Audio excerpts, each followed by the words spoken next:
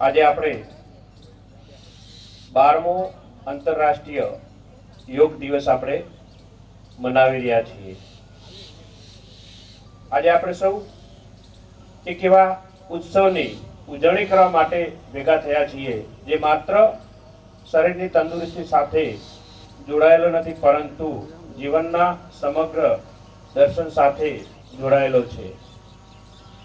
યોગ માત્ર વ્યાયામ નથી, યોગ માત્ર આસનનો સમૂહ નથી, યોગ માત્ર એક દિવસનો કાર્યક્રમ નથી,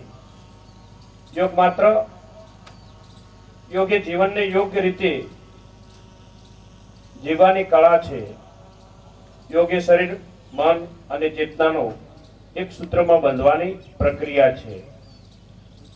મિત્રો, આ વર્ષનો આંતરરાષ્ટ્રીય યોગ દિવસ વિશેષ મહત્વ ધરાવે છે, કારણ કે વિશ્વ 12મો આંતરરાષ્ટ્રીય યોગ દિવસ ઉજવી રહ્યું છે અને સાથે જ વડાપ્રધાન શ્રી નરેન્દ્રભાઈ મોદી સાહેબના સેવાના અને સુશાસનના 12 વર્ષ પણ પૂર્ણ થઈ રહ્યા છે। એટલે આજનો દિવસ ભારત માટે ગૌરવનો વિકાસનો દિવસ છે।